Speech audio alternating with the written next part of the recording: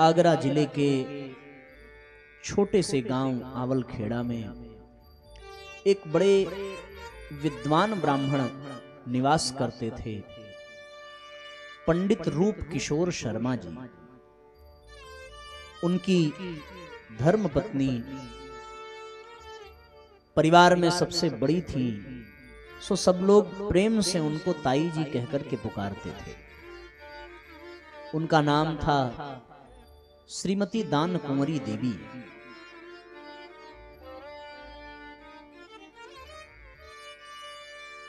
जीवन के बहुत लंबे समय विवाह के पश्चात व्यतीत हो गए। उन्हें कोई संतान नहीं थी। भगवान की कृपा से उन्होंने गर्भ धारण किया। पंडित जी रूप किशोर शर्मा जी भागवत कथा के बड़े प्रकांड विद्वान थे। इनकी कथाओं को सुन लेने के पश्चात उन दिनों के जो डकैत और दैत्य रहते थे, वे तक अपनी कुप्रवृत्तियों का त्याग कर देते थे। बगल के गांव में वो कथा कहने जा रहे थे। रास्ते में एक डाकू मिला और चेतना की शिखर यात्रा पुस्तक में इस घटना का वर्णन है। उसने कहा, आपके पास जो कुछ भी हो हमारे हवाले कर दीजिए। तो पंडित जी ने कहा कि अभी तो कुछ नहीं है, पर जहां हम जा रहे हैं कथा कहने, वहां से जब लौटेंगे तब बहुत कुछ होगा। तो यदि तुम्हें चाहिए तो तुम हमारे साथ चलो, वहां हम 7 दिन कथा कहेंगे भागवत की, और जितना मिलेगा सब तुम्हें दे देंगे। क्या भगवान की प्रेरणा थी। पहले तो उसने बड़ा डराया धमकाया, लेकिन फिर न जाने क्यों मान गया। बोले, आप किसी से कहेंगे नहीं कि हम डाकू हैं? पंडित जी ने कहा कि बिल्कुल नहीं कहेंगे, आप हमारे साथी बनकर के चलिए। तो वो साथी बनकर के, जैसी खातिरदारी पंडित जी की, वैसी खातिरदारी यजमान के यहां उस डाकू की हुई। पंडित जी व्यासपीठ पे बैठते तो वो भी बिल्कुल सामने बढ़िया आसन लगा करके उसको भी बिठाया जाता। 7 दिन बहुत विधिवत कथा सुनी उसने। 3 और 4 दिन बीते तो उसके अंतर मन में परिवर्तन आने लगा और वो स्वयं आसन से उठ करके जमीन पर बैठ करके चौथे दिन के बाद से कथा सुनने लगा। कथा की पूर्णाहुति हुई, पंडित जी की विदाई हुई, वो भी साथ में चल पड़ा। कुछ दूर जाने के बाद पंडित जी ने जो कुछ भी दान दक्षिणा थी, जो कुछ भी झोली में था, सो दे दिया। बोला, भैया अब आप अपने रास्ते जाइए, हम अपने रास्ते जाएंगे। हमने आपको जो वचन दिया था उसके अनुसार हमने सारी सामग्री आपको दे दी। वो व्यक्ति सामान ले लिया उस डाकू ने, पर वो छोड़ के गया नहीं। वो पीछे पीछे पंडित जी के आया। उन्होंने कहा कि भाई अब जाओ, अब कुछ नहीं है। लेकिन वो घर तक आया और घर आकर के सारी सामग्री पंडित जी के चरणों में रखी और चरण पकड़ करके विलाप करने लगा। रोते हुए कहने लगा कि दुनिया वालों से हमने बहुत धन लूटा है, पर जिस धन की प्राप्ति आपके सानिध्य में 7 दिन रह लेने के पश्चात प्राप्त हुई है, वो कहीं से प्राप्त नहीं हुई। मैं आपके चरणों को छोड़कर अब कहीं जाने वाला नहीं हूं। और वो भगवान की कथा में पंडित जी का बड़ा सहयोगी बन गया। ऐसी उनकी कथा और उसका प्रवाह चलता था कि लोग अपनी बुराइयां छोड़ देते थे। सो उनके यहां ताई जी को गर्भ की अनुभूति हुई, और गर्भ की अनुभूति हुई तो कथा से लौटने के पश्चात अपने पति को उन्होंने इस बात की जानकारी दी। सो वो बड़े प्रसन्न हुए, भगवान का उन्होंने अभिवादन किया।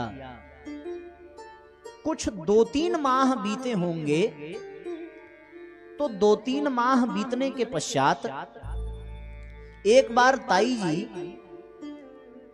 दूध उबाल रही थी रसोई में, और अचानक से बैठे बैठे उनकी आंख लग गई। आंख लगी तो वो किसी स्वप्न लोक में चली गई, और उन्होंने स्वप्न में रसोई में ही बैठे बैठे देखा कि कोई एक स्त्री हंस पर सवार होकर के हाथ में पोथी लेकर के उनके सामने प्रकट हुई है, और उनके गर्भ में पल रहे शिशु को आशीर्वाद दे रही है।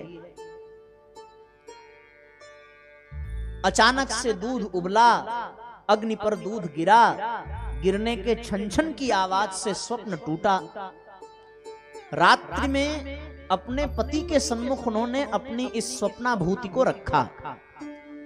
तो चूंकि वो भागवतकार थे, तो उन्होंने कहा कि निस्संदेह उनके हाथ में जो पोथी थी वो भागवत की ही रही होगी, और तुम्हारे गर्भ में उन्होंने आशीर्वाद दिया है, तो निस्संदेह गायत्री माता का ही कोई बालक आपकी गोद में आ चुका है, आप और हमारे इस कुल को पवित्र करने आया है।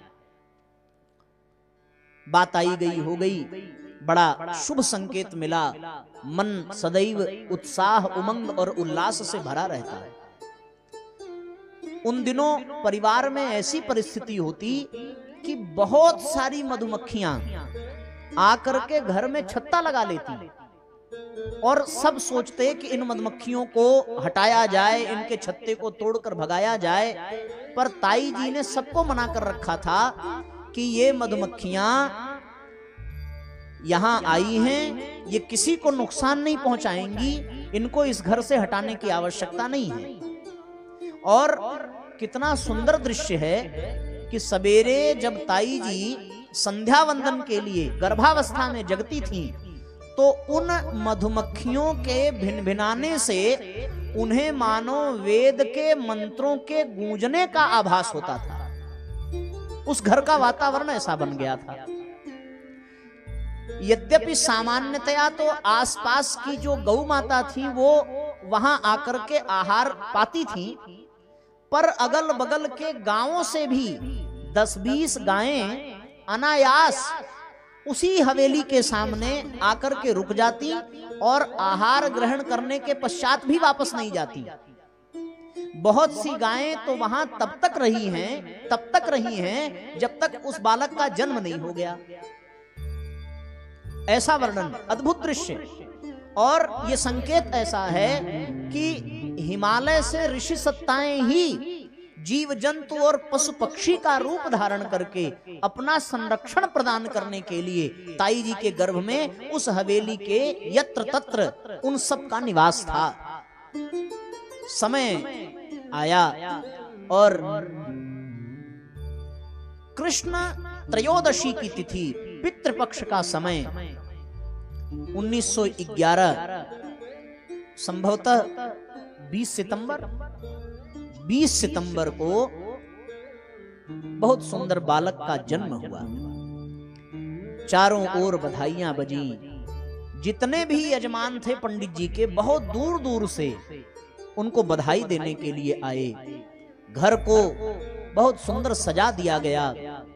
सबने भोजन प्रसाद पाया। बच्चे के नामकरण का समय आया, और नामकरण का समय आया तो क्या नाम रखा जाए, इस पर विचार विमर्श ही चल रहा था। यज्ञ में अग्नि प्रज्वलित हो चुकी थी, संस्कार के सारे क्रम संपन्न हो गए थे, पुरोहित के द्वारा नाम का उच्चारण भर करना बाकी था। वो कुछ नाम सोच करके कह पाते, इतने में कोई अपरिचित स्त्री और पुरुष जोड़े के साथ बिना किसी निमंत्रण के उस स्थान पर आए, और उन्होंने आकर के बिना पूछे, बिना किसी लोकाचार के एकदम स्पष्ट कहा कि बालक का नामकरण करने में इतना सोच विचार करने की आवश्यकता नहीं है। बालक का नाम श्री राम रखना चाहिए। क्या नाम रखना चाहिए? श्री राम रखना चाहिए।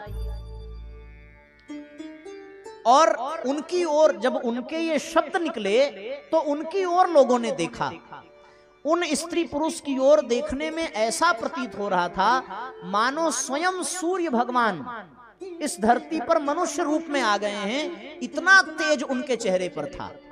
और नाम बता देने के पश्चात जब नामकरण का क्रम चल पड़ा, उसके बाद उन स्त्री पुरुष को दोबारा किसी ने नहीं देखा। वो कहां से आए, कहां चले गए, किसी ने दोबारा उनका दर्शन नहीं किया। बालक का जन्म हो गया और बालक का नामकरण हो गया, नाम रखा श्री राम। सब बालक की जिस प्रकार शिक्षा दीक्षा होती वैसा ही क्रम उनका भी चल पड़ा। एक अद्भुत घटना बता देना आवश्यक समझता हूं कि आप और इस प्रसंग से अपने आप को जोड़ पाएंगे। अचानक एक दिन वो बालक कहीं खो गए और पूरे गांव में सब परेशान हो गए कि बालक कहां चला गया। ये प्रसंग बहुत अद्भुत है। पूरे गांव में त्राही त्राही हो गई। माता और पिता दोनों रोते रोते बेहाल हो गए। गांव के सभी सदस्य घर में एकत्रित हो गए। आसपास के 8-10 गांवों तक खोजबीन चलती रही पर बालक का कहीं पता नहीं चला। सवेरे से संयोगवश शाम को ताई जी के भाई आए और जब वो घर पहुंचे तो उन्होंने बड़ा रुदन वातावरण देखा। पूछा क्या बात हो गई? बोले नवजात शिशु कहीं खो गया है। तो उन्होंने देखा ही नहीं था शिशु को। सो उन्होंने हुलिया पूछा कि कैसा है। तो लोगों ने बताया इस तरह के कपड़े पहने थे, ऐसा देखने में लगता है। तब उन्होंने कहा अरे वो बालक तो आते समय हमें मार्ग में मिला था और हमने सायंकालीन समय में उस बालक से पूछा भी कि अकेले तुम कहां जा रहे हो। तो वो बालक ने उत्तर भी दिया कि हम हिमालय जा रहे हैं। फिर हमें लगा कि हो सकता है बालक ने विनोद किया हो, कोई हास्य कर रहा हो, वो अपने रास्ते आगे बढ़ गया, हम वापस चले आए। अब सब लोग भागे भागे उसी दिशा में गए जहां उन्होंने बालक को देखा था। चूंकि वो बालक पैदल ही यात्रा कर रहे थे तो 4-5 किलोमीटर और आगे जाने पर सबने बालक को पाया और वापस घर ले आए। तो उनको डांटा फटकारा नहीं गया। प्रेम से उनके पिता ने पूछा कि भैया कहां जा रहे थे? तो उन्होंने कहा कि हम हिमालय जा रहे थे। बोले हिमालय क्यों जा रहे थे? बोले हिमालय ही हमारा घर है। वो नन्हा सा बालक जिसको रत्ती भर भी किसी चीज का ज्ञान न हो और अवस्था 3-4 वर्ष की ही केवल रही होगी। और जब ऐसा उत्तर सुना तो पिता ने उनको समझाया कि बेटे घर जो है आपका यही है, हिमालय वहां कोई किसी का घर वर नहीं है। और फिर ताई जी ने उस नन्हे बालक से रोते हुए वचन लिया कि अब तुम अपनी माता को छोड़ करके कहीं नहीं जाओगे। बालक ने वचन दिया कि जैसी आपकी आज्ञा, आपको बिना बताए और आपके बिना अनुमति के मैं कहीं नहीं जाऊंगा। सो उस नियम का पालन उन्होंने जीवन पर्यंत किया है। जीवन पर्यंत उस आश्वासन पर वो चले, उस नियम पर चले। और पिता की कम आयु में ही मृत्यु हुई। पिता की ही प्रेरणा से भागवत आदि ग्रंथों में उनमें रुचि पैदा हुई और वो धीरे धीरे बड़े हुए तो उनके पिताजी के ही मित्र थे पंडित मदन मोहन मालवीय जी, जिन्होंने काशी हिंदू विश्वविद्यालय की स्थापना की है। बहुत अच्छे मित्र थे। सो 8 वर्ष की अवस्था में जब बालक 8 वर्ष के हो गए, यानी 1919 में उस बालक को लेकर के उनके पिता आए और पंडित मदन मोहन मालवीय जी के द्वारा बालक को गायत्री मंत्र की दीक्षा गंगा किनारे काशी की धरती पर प्रदान की गई। और उसी दिन से उन्होंने प्रतिदिन गायत्री मंत्र का जप नियम पूर्वक प्रारंभ कर दिया। तत्पश्चात साथियों एक बड़ा सुंदर क्रम बना जीवन में कि जब उनकी उम्र 15 वर्ष की हुई तो 15 वर्ष की अवस्था में एक बार अपने पूजा की कोठरी में, वो कोठरी आज भी है, आप में से बहुत से लोगों ने वहां का दर्शन भी किया होगा, पूजा की कोठरी में वो घी का दीपक जला करके भावपूर्वक गायत्री माता का मंत्र जपते हुए गायत्री माता के ध्यान में डूबे हुए थे। जब संख्या पूरी हो चुकी थी, प्रणाम करने का क्रम बना और विसर्जन करने की स्थिति थी, इतने में ही जलते हुए दीपक से ऐसा अद्भुत प्रकाश फूटा कि पूरा कमरा ही करोड़ों करोड़ों सूर्य के प्रकाश से भर गया। इतना प्रकाश कि उनके नेत्र मुद गए और अचानक से उस प्रकाश के मध्य से एक बहुत कांति युक्त, बिल्कुल धवल रंग के स्वरूप में, बिल्कुल श्वेत दाढ़ी और मूंछ से परिपूर्ण एक सूर्य के प्रकाश जैसा चमकता हुआ दिव्य कांति वाला एक चेहरा प्रकट हुआ उस दीपक के प्रकाश से ही। और उस चेहरे को देख करके बालक भयभीत हो गया, 15 वर्ष मात्र का बालक, और उसके सामने ऐसा दृश्य, सो भयभीत होना स्वाभाविक था। बच्चे के भयभीत भाव को जब उस आकृति ने देखा तो बहुत स्नेह और प्रेम से उन्होंने बच्चे के सिर पर हाथ रखा। जैसे ही सिर पर हाथ रखा वैसे ही योग निद्रा की स्थिति बनी। समाधि अवस्था को प्राप्त उस बालक ने अपने पिछले कई जन्मों का दर्शन किया। पूर्व जन्मों में वो कहां जन्म लेकर के आए, किस प्रकार जन्म लिया, क्या क्या किया जीवन पर्यंत, किस प्रकार शरीर छोड़ा, जिस प्रकार से सिनेमा में फिल्मों का दृश्य दिखाई पड़ता है, ऐसे ही उन्होंने अनेकानेक जन्मों के दृश्य देख डाले। पर उन सब जन्मों में उन्होंने मुख्य रूप से अपने पूर्व के 3 जन्मों का वर्णन हमारी वसीयत और विरासत पुस्तक में किया है। आप यहां से वो पुस्तक ले सकते हैं, नाम है उसका हमारी वसीयत और विरासत। ये जो प्रकरण हम आपको सुना रहे हैं, ये पुस्तक चेतना की शिखर यात्रा भाग 1, वहां से ये दृष्टांत आपको हम सुना रहे हैं।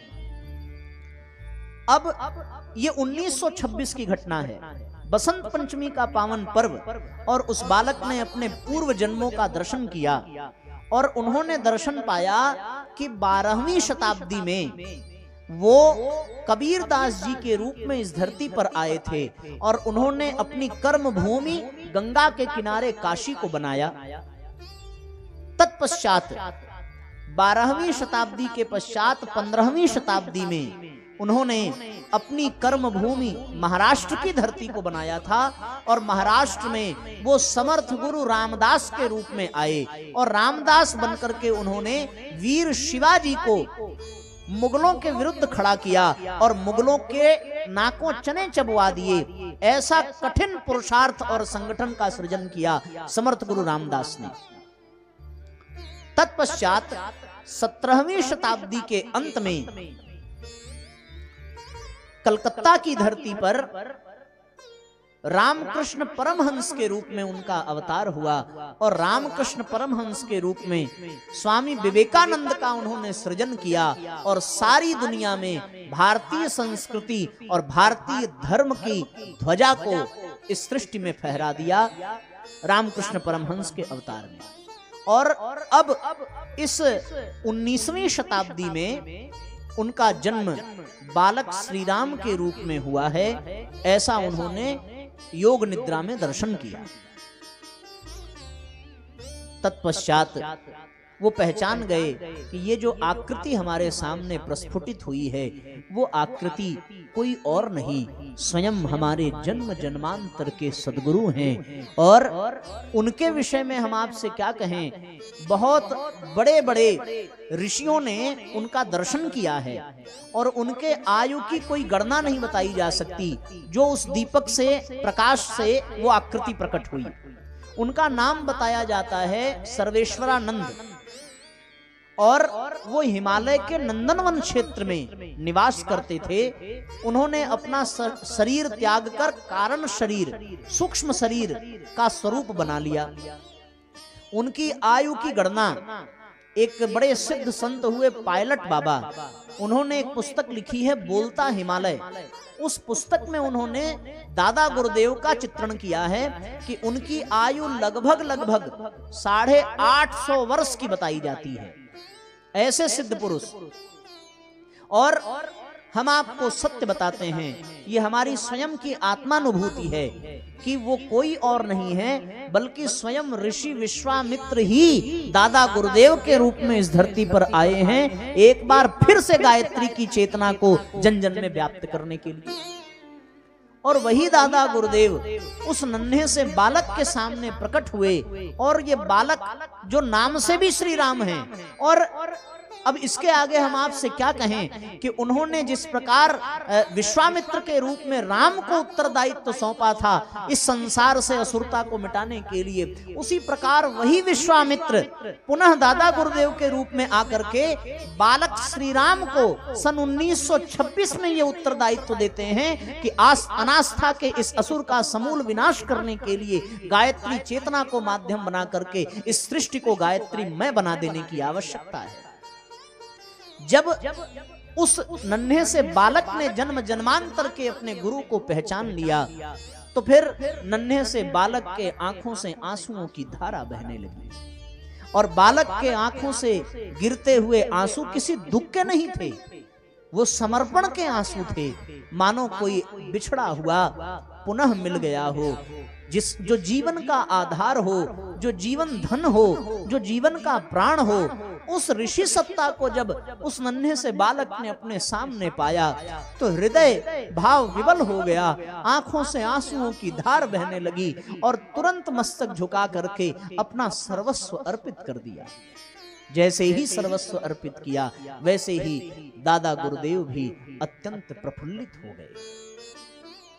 बहुत सुंदर पंक्ति लिखी है, बालक श्री राम कर रहे थे उपासना जब, दादा गुरुदेव प्रकट भये उनके सामने। बालक श्री राम कर रहे थे उपासना जब, दादा गुरुदेव प्रकट भये उनके सामने। परिचय कराया पूर्व जन्मों के संबंध, स्वयं गुरुदेव लगे उन्हें पहचानने। पाकर अमूल्य निधि भाव विवल होने लगे, गुरु शिष्य आज एक दूसरे के सामने। बनकर कठपुतली डोर सौंप दी तब जीवन की, भगवान के इशारों पर भक्त लगा नाचने। भगवान के इशारों पर भक्त लगा नाचने, भगवान के इशारों पर भक्त लगा नाचने। महत्वपूर्ण कार्य बताया दादा गुरुदेव ने कि आज से तुम्हें 24-24 लाख के गायत्री महामंत्र के 24 पुरस्चरण करने हैं और 24 वर्षों तक करने हैं, और केवल छाछ और जौ की रोटी खा करके करना है। मन में जिज्ञासा जगी होगी कि 24-24 लाख के 24 पुरस्चरण क्यों?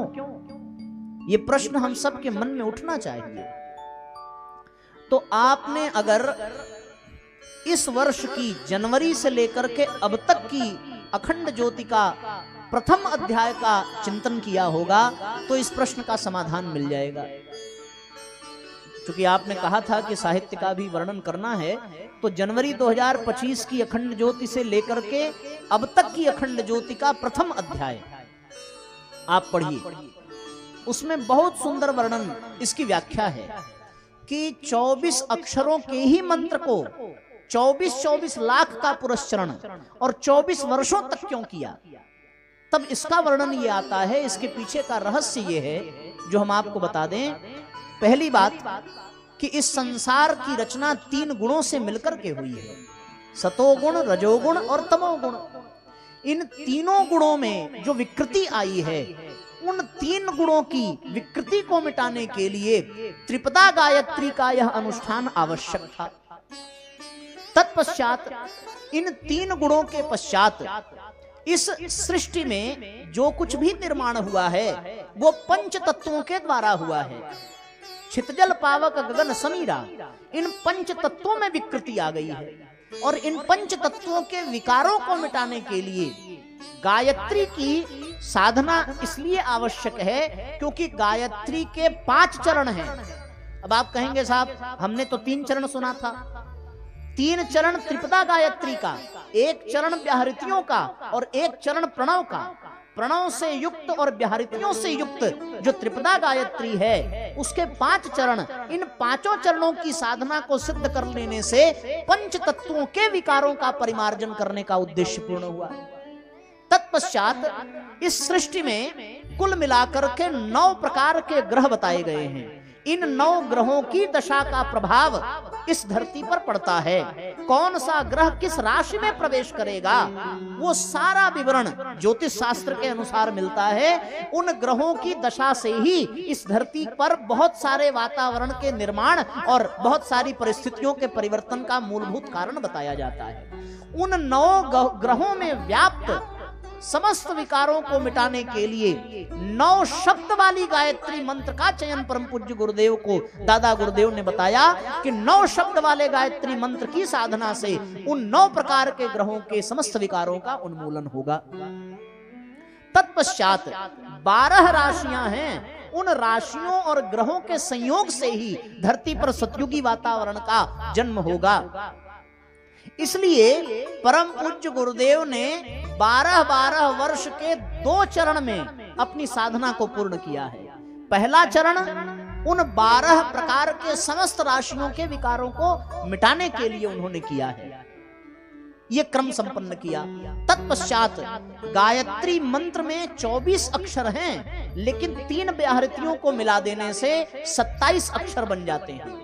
उन 27 अक्षरों का साधना संपन्न कर लेने के पश्चात उसकी शक्ति का उन्होंने उपयोग किस कार्य में किया? इस सृष्टि के 27 नक्षत्रों का परिमार्जन करने के लिए उन्होंने किया। अब आप कल्पना करिए, जो गुरुदेव और बाद में सब लोग कहते हैं कि सतयुग का आगमन होगा, सतयुग की वापसी होगी, तो फिर ये होगा कैसे? ये होगा ऐसे कि जब सारे ग्रहों के विकार मिट गए, सारे नक्षत्रों के विकार मिट गए, सारी राशियों के विकार मिट गए, समस्त पंच तत्वों के विकार मिट गए, सतोगुण, रजोगुण, तमोगुण के विकार मिट गए, तो सारी सृष्टि बनी ही इसी से है। फिर विकारों का कहीं कोई स्थान ही नहीं रह जाएगा। इसलिए पूज्य गुरुदेव ने अनेकानेक असंभव प्रयास संभव करके दिखाए और इन सब तत्वों का परिमार्जन और परिष्कार अपनी साधना से उन्होंने किया। 24 वर्षों तक साधना को उन्होंने स्वीकार किया। इसके साथ छाछ और जौ की रोटी का अनुशासन मिला। इसके साथ उस अखंड दीपक जहां से दादा गुरुदेव प्रकट हुए थे, वो अखंड दीपक सदैव अखंड बना रहे, ऐसा निर्देश उनको प्राप्त हुआ। तत्पश्चात पूज्य गुरुदेव को परतंत्र भारत को स्वतंत्र बनाने के लिए स्वतंत्रता सेनानी की भूमिका भी निभानी पड़ेगी और इस धरती पर युग व्यास की भूमिका बना करके ज्ञान के विस्तृत गंगा को प्रवाहित करना पड़ेगा। ये सब कुछ निर्देश उन्होंने दिया और फिर 4 बार हिमालय आने का निर्देश दिया। ये प्रथम मिलन का क्रम था और प्रथम मिलन में ये सब घटना घटी। अब जैसे ही वो बालक 15 वर्ष के हुए, आपने गीत सुना, बालक श्री राम शर्मा में वह सामर्थ्य दी दिखलाई। वो पात्रता उस बालक में दिखाई पड़ी, बालक में ही वो पात्रता दिखाई पड़ी। ये आप जान लीजिए। एक बालक दशरथ के घर जन्म लेकर के आया, तो उस बालक में उस गायत्री चेतना का संचार ऋषि विश्वामित्र ने किया जब वो दशरथ से मांग करके उस बालक को ले गए। बाल्यावस्था थी भगवान की, राम लक्ष्मण में वो पात्रता थी, तो ऋषि विश्वामित्र ने उस गायत्री चेतना को, वर्णन है बला अति बला, दोनों विद्या सावित्री और गायत्री दोनों शक्ति का संचार राम लक्ष्मण के भीतर उन्होंने किया है। चेतना का विस्तार किसी शरीर में ही होता है, वो शरीर को माध्यम बनाती है, और उन्होंने राम के शरीर को माध्यम बनाया। उसके पहले राम के भगवत स्वरूप का दर्शन नहीं है, लेकिन जब उस चेतना का उन्होंने संचार किया है, तब राम के द्वारा सारे अलौकिक कार्य सिद्ध हुए हैं। समय बदला। आप छोटे से बालक की और घटना सुनते होंगे। एक नन्हा सा बालक कपिल वस्तु में पैदा हुआ, जिसका नाम था सिद्धार्थ। वो नन्हा सा बालक, उस बालक में भी सदगुरु के द्वारा चेतना का संचार हुआ। वो गायत्री चेतना जब उस सिद्धार्थ नाम के बालक में प्रवेश करती है, तो फिर वो सिद्धार्थ नाम का बालक भगवान बुद्ध के रूप में पूजित और प्रतिष्ठित हो जाता है। अब पुनः एक ऐसा बालक जिसका नाम श्री राम है, जो मात्र 15 वर्ष की अवस्था में है, वही विश्वामित्र दादा गुरुदेव के रूप में आते हैं और गायत्री चेतना का संचार उस बालक के भीतर कर देते हैं। तो फिर वो बालक जो नन्हा सा छोटा सा श्री राम नाम का, वही बालक उस चेतना का विस्तार करता हुआ और उस चेतना के प्रभाव से परम पूज्य गुरुदेव आचार्य वेदमूर्ति पंडित श्री राम शर्मा आचार्य के रूप में उभर करके सामने आए, और उन्होंने इस धरती पर नैतिक, बौद्धिक, सामाजिक क्रांति और वैचारिक क्रांति को जन्म दिया।